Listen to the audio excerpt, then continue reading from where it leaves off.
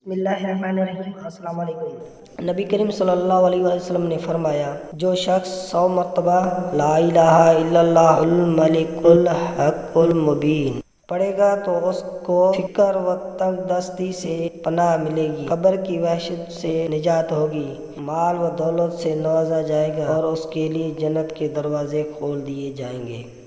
नरम दिल पर आग हराम है। हज़रत अब्दुल्लाह बिन मसूद बयान करते हैं कि आन हज़रत सल्लल्लाहु अलैहि वसल्लम ने फरमाया, क्या मैं तुम्हें बताऊं कि आग किस पर हराम है? वह हराम है हर उस शख्स पर जो अल्लाह और उसके बंदों से करीब है, उनसे नरम सलूक करता है, मुलायमत रखता है और उनके लिए सहूलत मुहैया करता है।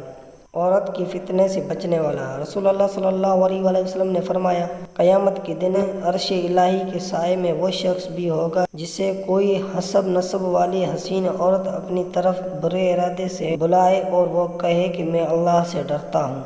खाने पीने की एशिया में फूंक न मारी। हज़रत अब्दुल्लाह बिन अब्बास रज़ी अल्लाह तआला अन्हु से रवायत है कि रसूलुल्लाह सल्लल्लाहु अलैहि वसल्लम ने बर्तन में सांस लेने या उसमें फूंक मारने से मना फरमाया। मौत को हमेशा याद रखो। हज़रत अबू हुरैरा रज़ी अल्लाह अन्हु से रवायत है कि रसूलुल्लाह सल्लल्लाहु अलैहि वसल्लम ने फरमाया, मौत को कसरत से याद किया करो जो तमाम लज़्ज़ात को ख़त्म कर देने वाली है। छोटे सलाम में पहल करें। नबी करीम सल्लल्लाहु अलैहि वसल्लम ने फरमाया, छोटे बड़ों को सलाम करें, गुजरने वाले बैठे हुए लोगों को सलाम करें और कम तादाद वाले ज़्यादा तादाद वालों को सलाम करें।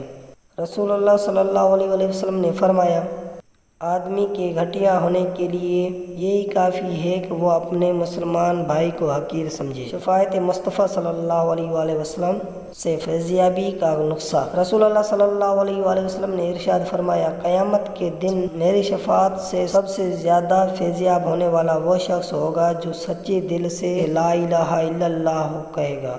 नबी करीम सल्लल्लाहु अलैहि वसल्लम ने इरशाद फरमाया, लोगों में बदतरीन शख्स वो है कि जिसे उसकी बदकलामी की डर से लोग छोड़ दें।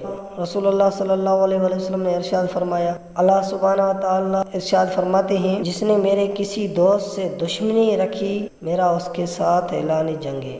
छोटों का इकराम और बड़ों का एहतराम। नबी करीम सल्लल्लाहु अलैहि वसल्लम ने इरशाद फरमाया, वह शख्स हम में से नहीं जो हमारे छोटों के साथ शफकत का मामला न करे और हमारे बड़ों की इज्जत तकरीम न करे और नेकी का हुक्म न दे और बुराई से न रोके। हदीस बाला से छोटों पर शफकत को पहले जिक्र करने और बड़ों की तहजीम को बाद में जिक्र करने में इशारा है कि जब बड़े छोटों के साथ शफकत का मामला करेंगे तो छोटे खुद ब खुद बड़ों की तहजीम करने लगेंगे।